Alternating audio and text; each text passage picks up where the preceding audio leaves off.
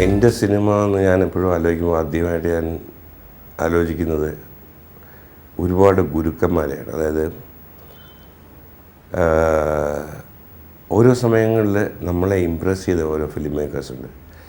അതിൽ എന്നെ സംബന്ധിച്ച് ബേസിക്കലി ഞാൻ മനസ്സിൽ ഒരു എന്താ പറയുക മാതാപിതാ ഗുരു ദൈവം എന്നൊക്കെ പറയുന്നതിൽ ഗുരുസ്ഥാനത്ത് ഏറ്റവും കൂടുതൽ ഞാൻ പറയുന്നത് വെച്ചാൽ എനിക്കൊരു ഭയങ്കര ഫേവറേറ്റ് ഗുരുവുണ്ട്. That is director call David lean.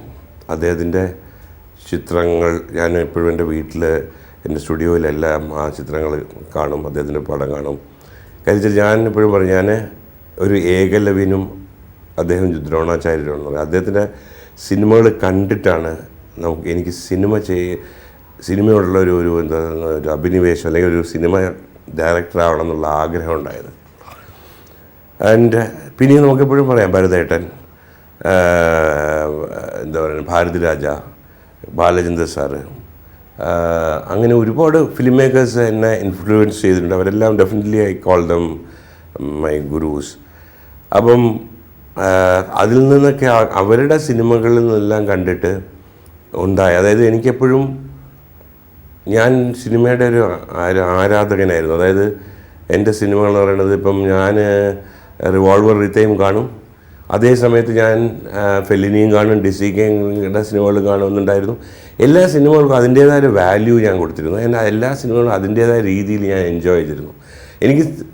എനിക്ക് ഒരു കാലത്ത് ഞാൻ സിനിമ കാണുന്ന കാലത്ത് ഒരു സിനിമയും മോശമായിട്ട് തോന്നിയിട്ടില്ല. എല്ലാ സിനിമയും എനിക്ക് തോന്നുന്നത് വെച്ചാൽ ബിക്കോസ് സിനിമ അത്രത്തോളം ഇഷ്ടം ഉള്ളതുകൊണ്ട്.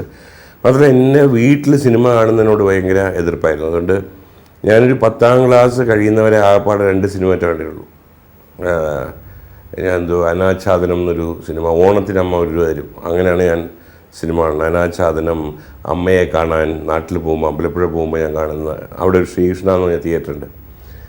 അവിടെ എൻ്റെ ഏറ്റവും കൂടുതൽ സിനിമ അപ്പോൾ മാത്രമേ സിനിമ കാണാൻ പറ്റുള്ളൂ. അപ്പോഴാണ് ഞാൻ ഈ വെക്കേഷൻ അമ്പലപ്പുഴയ്ക്ക് പോകുമ്പോഴാണ് ശ്രീകൃഷ്ണ തിയേറ്ററിൽ സിനിമ കാണുന്നത്. അങ്ങനെ സിനിമ കാണുന്ന സമയത്ത് ഞാൻ എന്നിട്ട് എൻ്റെ ഏറ്റവും വലിയൊരു മൂവ്മെൻ്റ് ആയിരുന്നു